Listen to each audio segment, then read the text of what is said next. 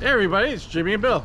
So today's subject is, what should you buy? Should you buy a house or should you buy a condo? There's pros and cons to both, so Bill's going to start explaining some pros and cons about each one. So here we go. All right, Bill, tell us some pros and cons, house versus condo. So you have to decide, what's your living style? Do you want a yard? Do you want amenities taken care of for you? Do you prefer privacy, etc.? That's the first decision you have to make when you're looking at house versus condo. So basically, a condo obviously gives you less privacy than a house. Yeah, absolutely. So at a house, you could put your fence up if you wanted to. You could, you've got your own pool, you're not sharing it with other people, things of that nature. So yes, you have a lot more privacy. When you're in a condo, if it does have a pool, it's generally a community pool, and you're going to share that with other people. Same thing with your barbecue grill, something as simple as that. Yeah, they've got a plumbed in barbecue grill at some of these places, and you're going to share that with other people. Yeah, so privacy is definitely a big con if you want privacy. Yeah, it's going to be tough. Secondarily, noise might be an issue for you. If you got to remember, it's tighter living. There's people on top of you, there's people to the left of you, and you're all connected together. So this is interesting when you're saying noise. So I did an inspection of a condo, and I could literally hear the people in the unit right next to us. Right. And I was talking to the property manager, and they said this was a converted hotel or something like that turned into condos. So when they first built it, the walls weren't that thick. Right. So what happens is sometimes people will sell a commercial property and then they'll expand the hotel rooms in this particular situation like you're addressing, and they'll make those into independent living units and to be more in line with what the community needs right now sometimes. And it's a hotel. They're definitely not going to build it to the same standard maybe as an apartment, Yeah, that's true. Or a condo. Even they're going to be more like an apartment side. If you go to the apartment, sometimes you can hear other people. It's a little bit easier to hear. The walls are thin, as everybody says. Before I sold my condo, when I had my condo, what I liked about it is I could go on vacation for 2-3 weeks. All I had to do is turn the key and I didn't have to worry about anything. I go, shut off the main water, turn the key to the front door, and that's it. Yep. So there's a lot more to worry about when it comes to a house and going away for a little while. Yeah, that's definitely a plus. I mean, if you're gonna go away and travel a lot, you don't have to worry about your lawn getting mowed. If you have a pool at your house, you don't have to worry about the pool guy getting in. You don't have to worry about anything. And the other plus, at least some of my clients, they say when they close the door, if something happens at their condo, like there's a water leak or something, generally the other neighbors know about it, and there's somebody there to address the problem while you're gone. Right.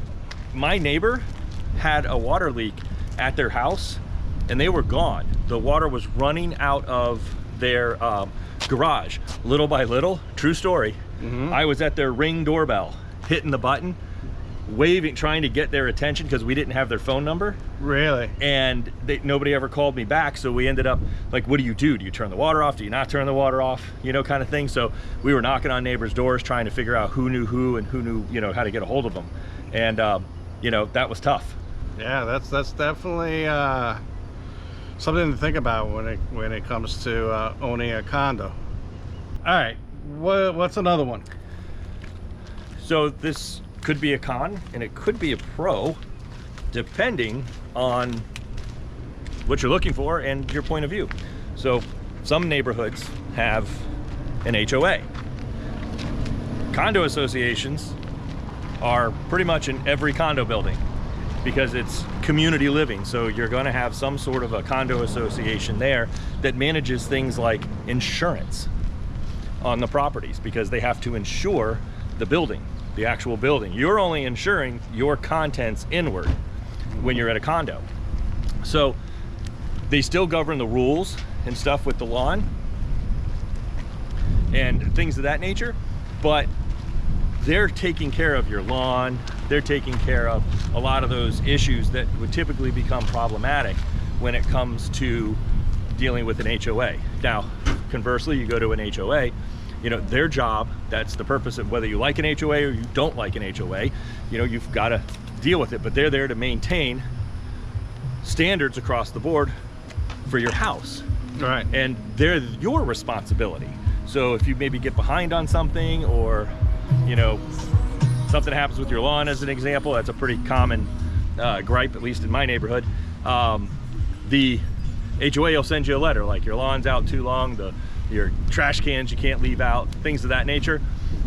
If you don't like that kind of, you know, living, then you need to think about not living with that HOA.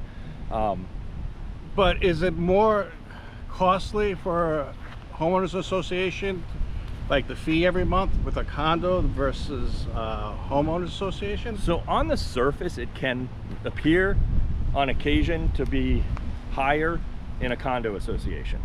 Okay, but now you have to look and see what so you're comparing apples to apples, you have to look and see what every single condo association and HOA provides for your fee.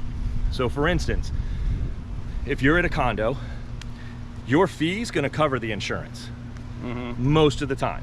So for you the just master plan. So you just insure it within the walls. Right. Drywall inward is where your insurance policy picks up, because they're covering what's called a master plan. So that must be a lot cheaper. Right, but that plan is divided amongst all the owners. So they get more of a group rate. Right, so let me ask you a question. But if there's a problem on, say, the roof, you know, and I have something I want to bring up too in a little bit, but if there's a problem on the roof and they have to redo the roof, so they get a special assessment if they don't have the money in the funds to do? Yeah, it's a possibility. Even in an HOA, you can get a special assessment. Right.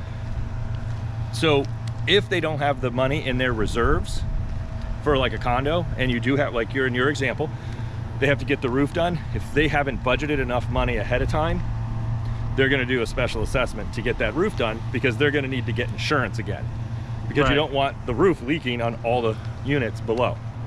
Right. No, totally understand. Yeah. Let's talk about a little bit of the elephant in the room. I used that term under my last video, but when a building is old, let's say 60 years old, like the one that collapsed, and now you're hearing about buildings, you know, they're telling people to move out till they secure it or they're failing inspections. Okay. Now, should you be looking at buildings that are older, or what's your feelings about that, buying into old buildings? Just an opinion.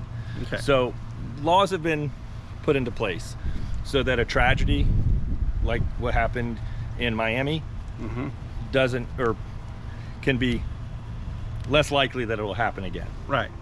So they've changed some things. This is why you've seen recently condos in particular, their assessments went from moderate to outlandish in some cases, because they don't have enough reserves to cover items that are of imminent repair. Right. That's the big difference.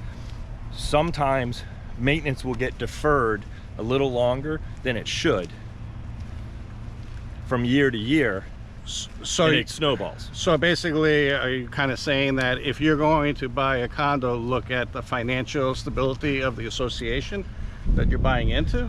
Yeah, ask questions. So right now, it's a little gray. They don't necessarily have to provide the report, but they need to get the report. So the last couple deals I've done in a condo, they've all had the report and they were forthcoming with it.